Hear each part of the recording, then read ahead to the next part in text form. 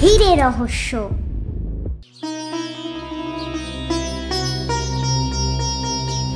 তোজো দাদা, তোজো দাদা। কি রে রনি, কি হয়েছে তোর? কাঁদছিস কেন? মা, বাবা। কি হয়েছে কাকু কাকিমার? তুই এভাবে কাঁদছিস কেন? মা বাবা ঘরে কথা বলছে না। কথা বলছে না মানে? রাগ করেছে তোর উপর? না না না, তুমি চলো। ঠিক আছে চল।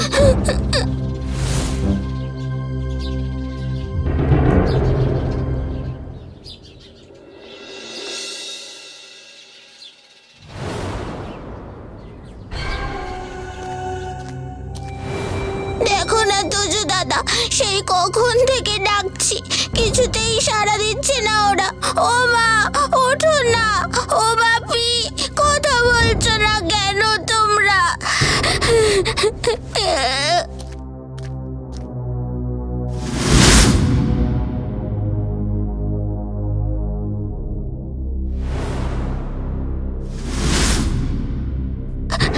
কি হলো তোজো দাদা, তুমি কিছু বলছো না কেন? মা বাবার কি হয়েছে? রনি, কাকু কাকিমা আর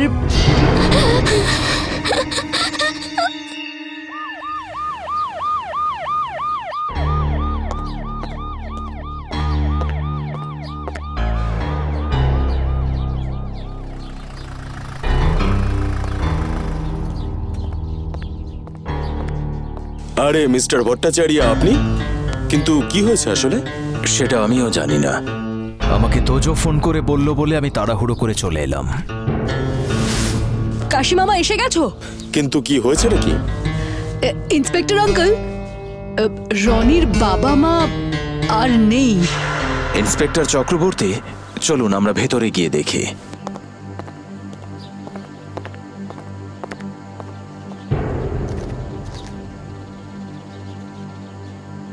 কি হয়েছে রে তোজো? রনি আমাকে সকালে কাঁদতে কাঁদতে এসে বলল শ্যামল কাকু আর কবিতা কাকিমা ওর কথায় সাড়া দিচ্ছে না। আমি ছুটে এসে দেখি ওনারা মারা গেছেন।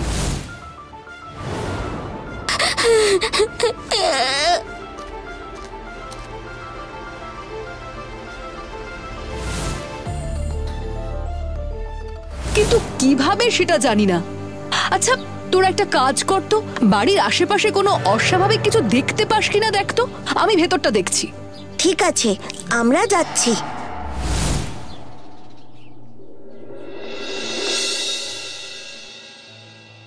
কাকু, আমার বাবা মায়ের কি হয়েছে? ওরা কি আর ফিরবে না? আমি কিভাবে ওদের ছাড়া থাকবো? রনি বাবা, আমি আছি তো, শক্ত হও। রনি, তোমার মনের অবস্থা আমি বুঝতে পারছি, কিন্তু কিছু প্রশ্ন তো তোমাকে করতেই হবে। তুমি তোমার বাবা মাকে কখন এমন অবস্থায় দেখলে? কাল রাতে আমরা একসাথে খাওয়া দাওয়া করে আমি পিসির বাড়ি গেছিলাম। বাপি আমাকে দিয়ে এসেছিল। আমি সকালে বাড়ি ফিরে অনেক ডাকাডাকি করে দরজা না খোলায় আমি আবার পিসির বাড়ি যাই। ওখানে একটা ডুপ্লিকেট চাবি আছে, সেটা নিয়ে দরজা খুলে দেখি বাবা মা এইভাবে শুয়ে আছে। অনেক ডাকাডাকি করেছি, সারাই দিচ্ছিল না। তোমার পিসি বাড়িতে জানিয়েছো? না। আচ্ছা, পিসির বাড়িতে অত রাতে গিয়েছিলে কেন? পরীক্ষা শেষ বলে আমি মাঝে মাঝে পিসির বাড়ি গিয়ে থাকি।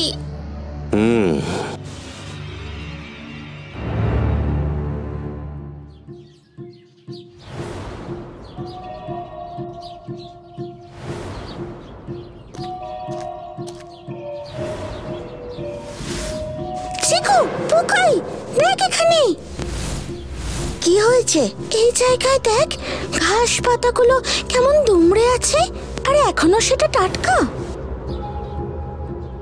মানে কাল রাতে বা সকালে এখানে কেউ। এই দেখ, এখানে একটা জুতোর দাগ। দাঁড়া, ছবি তুলে রাখি।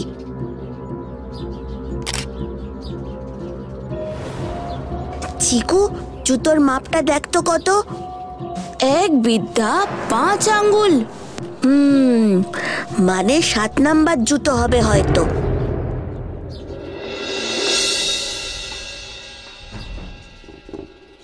কিন্তু এত তাড়াতাড়ি আপনি শিওর হচ্ছেন কি করে? না, শিওর হচ্ছি না, অনুমান করছি। এই জানালাটা মনে হচ্ছে কেউ খুলেছিল। জানালার স্ক্রুগুলো লুজ মনে হচ্ছে। একদম ঠিক। এটা কি? একটা আংটি। কার এটা? কাশি মামা, কাশি মামা!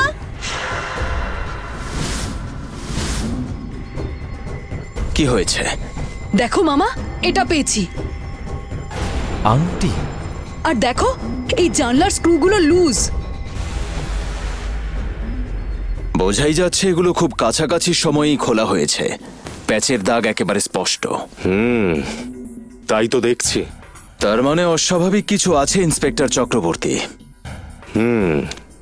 থ্যাংক ইউ তোজো, আমার চোখ এড়িয়ে গেছিল এটা। এই যে ভেতরে একটা ট্যাগ মার্ক আছে, ডিজে। এটা কিসের মার্ক? ডিজে, ডিজে খোঁজ করতে হবে। তবে এটাই কিন্তু ক্লু এই গল্পের, বুঝলেন মিস্টার ভট্টাচার্য? আপাতত আর কিছু খোঁজ করার নেই। আপনি একটা কাজ করুন মিস্টার চক্রবর্তী, বডি পোস্টমর্টেমে পাঠান। আর রনিকে ওর পিসির বাড়িতে পৌঁছে দিয়ে একটা রুটিন এনকোয়ারি করুন। আমি পরে ওর পিসির বাড়িতে যাব। চলুন এবার যাওয়া যাক।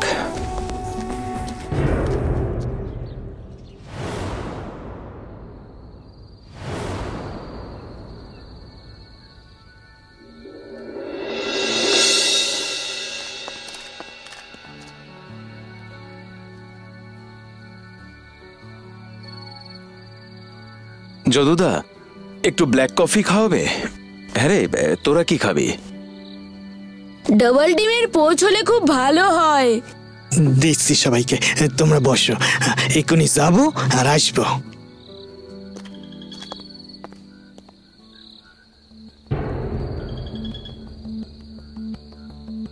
কি ভাবছো কাশি মামা? আমাকে ভাবাচ্ছে অনেক কিছুই। আংটি, জঙ্গলের জুতোর দাগ, মুখের গ্যাঁজলা আর ডিজে। ডিজেটা আবার কে? এনিওয়ে, আমি কফিটা খেয়েই একটু বেরোবো। তোরা তাড়াতাড়ি বাড়ি চলে যাস। দরকার পড়লে আমি তোদেরকে ডেকে নেব। আচ্ছা মামা। DJ, DJ, DJ, DJ, DJ. এই ডিজেটাকে। যদুদা, কফি হয়েছে? এই হয়েছে, আনছি।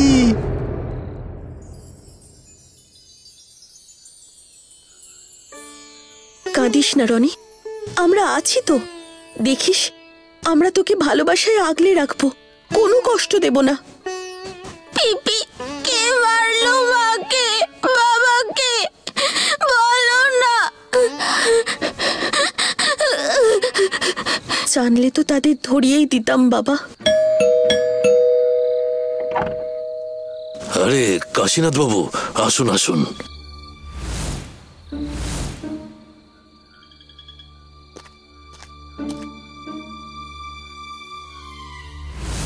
অসময়ে এসে খুব অসুবিধায় ফেলে দিলাম। আরে অসুবিধার কি আছে? আপনি এত কিছু করলেন, এই ঋণ শোধ হবার নয়। ছি ছি, ওটা আমার দায়িত্ব। একবার রনির সঙ্গে একটু কথা বলতে চাই। হ্যাঁ হ্যাঁ, নিশ্চয়ই। আসলে বড্ড কান্নাকাটি করছে। সেটাই স্বাভাবিক। কতটুকুই আর বয়স বলুন তো। আমি একটু কথা বলে দেখি ওর সঙ্গে।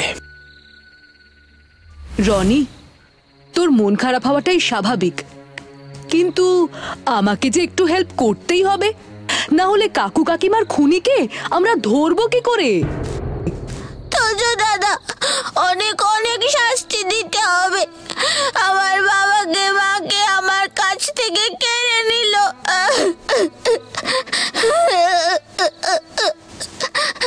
আচ্ছা, আমাকে একটা কথা বলতো রনি, তুই কি রোজ রাতেই এমন পিসির বাড়ি আসিস?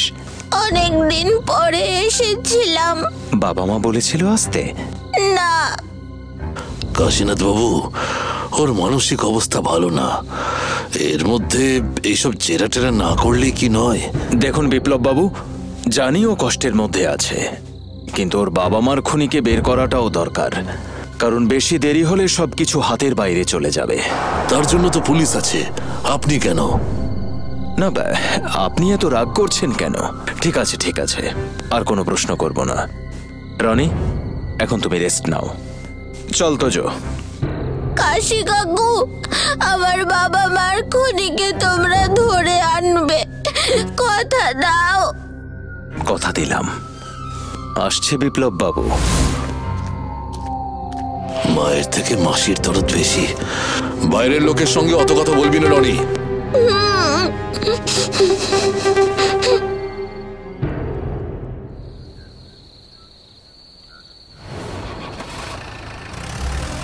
কাশি মামা, একটা জিনিস লক্ষ্য করেছো? কি বল দেখি।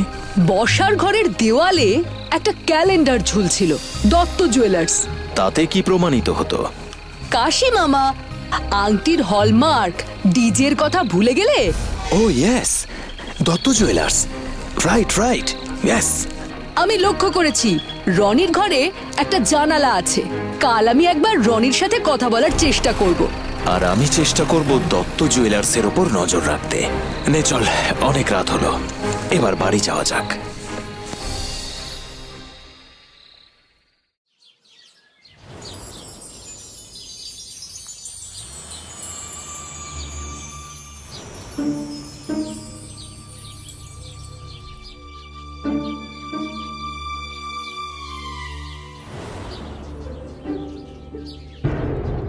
এই রনি, রনি! আরে তোজো দাদা, তুমি এখানে? ঘরে এসো। না না রনি, ঘরে যাব না, এখান থেকেই কথা বলবো। একটা কথা বলবি? হ্যাঁ বলো দাদা, কি জানতে চাও?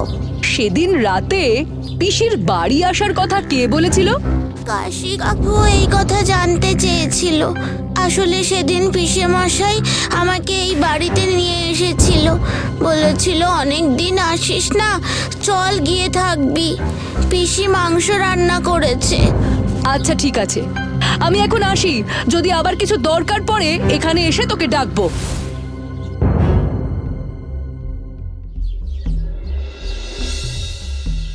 এই জায়গায় নিশ্চয়ই কিছু করছিল, তাই এখানে ঘাস পাতা দুমড়ে গেছে। এখান থেকেই তাহলে আমাদের আলফা আর বিটা কাজ শুরু করুক। আলফা বিটা, এই জায়গাটা শুকে দেখ, তারপর চল মেরে ঘোড়া। ইয়েস, কাজে লেগে পড় আলফা বিটা। অনেক খেদে শুধু ঘুমিয়েছিস, এটাই নিজেদের প্রমাণ করার সুযোগ।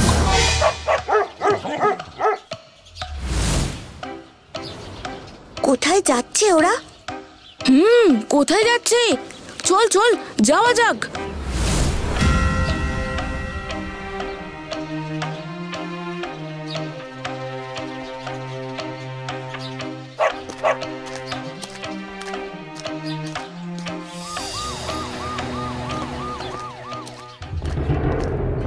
আরে তোরা এখানে? হ্যাঁ মামা, আলফা বিটাকে নিয়ে আমরা গিয়েছিলাম রনিদের বাড়ির পিছনের বাগানে। সেখান থেকে শুকতে শুকতে ওরা এখানে এসে হাজির হয়েছে। শাবাশ মেরে বেটা। ইন্সপেক্টর চক্রবর্তী, দেখা যাক কি মেলে। বাকি সবকিছু আপনার হাতে। চলুন ভেতরে চলুন।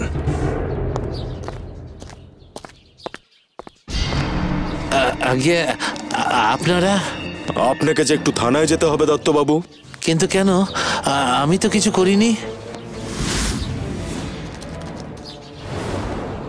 পালাবে কোথায় কাকা বাবু, আমি থাকতে? নাও, এবার চলো দেখি বাছা ধন। 3rd ডিগ্রি পড়লেই বাকি সব হিসেব মিলে যাবে।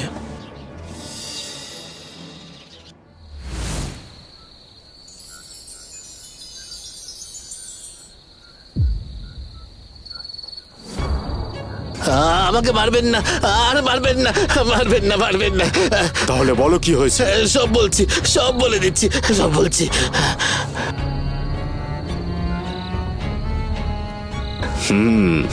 পথে এসো এবার বাছা ধন।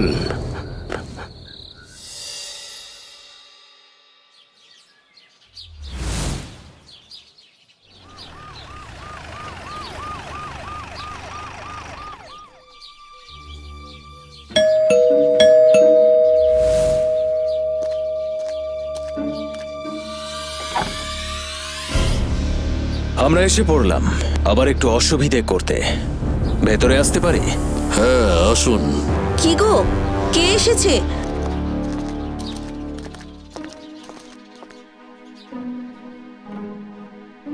কিছু হয়েছে নাকি? সবাই এভাবে আমাদের বাড়িতে? কাশি কাকু, কাউকে ধরতে পারলে? কথা যখন দিয়েছি তখন তো কথা রাখবোই সোনা। হ্যাঁ কাশি মামা। আচ্ছা বিপ্লব কাকু, আপনার হাতটা দেখি। হাত? হাত কেন? দেখি না। আপনার দেখছি একটা আঙুলে আংটি নেই, কিন্তু টাটকা দাগ স্পষ্ট। হ্যাঁ, ওটা আজ বাথরুমে পড়ে গেছিল, শোধন করা হয়নি। আচ্ছা, তাহলে এটা কার? এটা তো ওরই, বিয়ের। হ্যাঁ চুপ। কাকে কাকে চুপ করাবেন আপনি? আপনার সাকরেদকে চেনেন? দেখুন তো। উনি তো সব স্বীকার করে নিয়েছেন, এবার আপনিও করুন।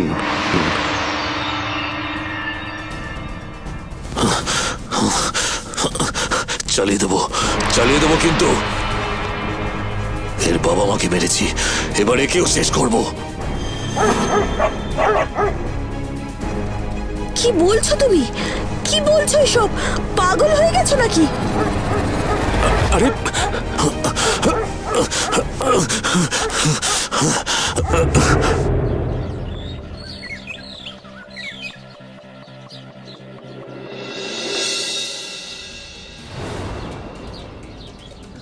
খেলা শেষ বিপ্লব বাবু।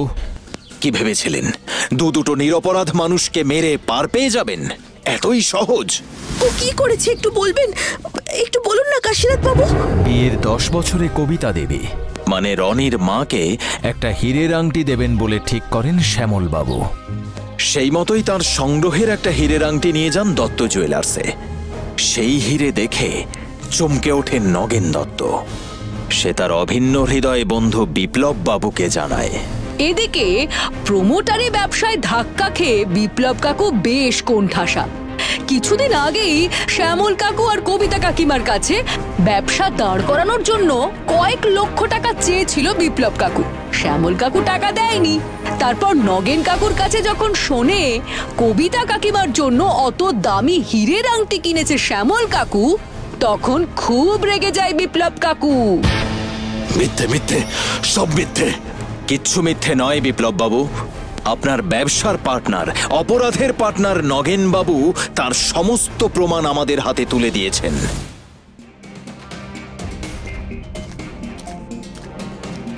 আপনারা? আপনাকে যে একটু থানায় যেতে হবে দত্তবাবু। কিন্তু কেন? আমি তো কিছু করিনি। পালাবে কোথায় কাকা বাবু? আমি থাকতে? নাও, এবার চলো দেখি বাচ্চা ধন। তাহলে বলো কি হয়েছে। সব বলছি, সব বলে দিচ্ছি, সব বলছি। এবার বাকিটা শুনুন। আপনি তারপর ভাবেন যে করেই হোক এই হীরে হাতাতে হবে, কারণ এই হীরের মূল্য অনেক। তার সাথে কবিতা দেবীর গয়নার ভান্ডার। যেমন ভাবা তেমন কাজ। সেদিন নিষ্পাপ একটা বাচ্চাকে মাংস খাওয়ানোর লোভ দেখিয়ে বাড়ি থেকে নিয়ে যায় বিপ্লব বাবু। আর এদিকে বাড়িতে আগে থেকেই ঢুকে বসেছিল নগেন দত্ত। পিছনের জানালা দিয়ে রাতে এসে ঢোকে বিপ্লব বাবু। তার আগে পিছনের বাগানে অনেকক্ষণ দুজনে বসে অপেক্ষা করেছেন, আর সেই খোঁজ পায় আমার এই ছোট্ট সোনামণিরা। তারপর রাতের খাবারে লুকিয়ে বিষ মিশিয়ে দেয় দুই বন্ধু মিলে, আর তাতেই মারা যায় দুজন মানুষ। সব ঠিকই ছিল, কিন্তু একটাই ভুল করেন। জানালা গলে ঢুকতে বা বেরোতে তাড়াহুড়ো করতে গিয়ে হাতের আংটিটা হারিয়ে ফেলেন বিপ্লব বাবু। ব্যাস, সব খতম। ছি ছি ছি ছি ছি ছি ছি, আমি ভাবতেই পারছি না।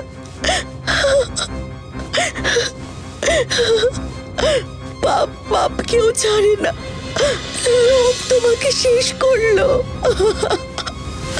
আমাকে ক্ষমা করে দে রনি, আমাকে ক্ষমা করে দে। ওনাদের নিয়ে চলুন ইন্সপেক্টর চক্রবর্তী।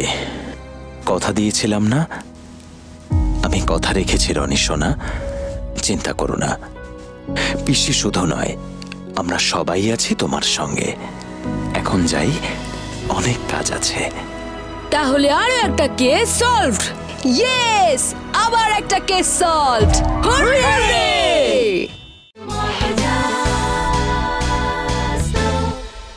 এই রকম রঙিন মজায় মেতে থাকতে সাবস্ক্রাইব করো তোমাদের প্রিয় চ্যানেল রঙিন টিভিকে।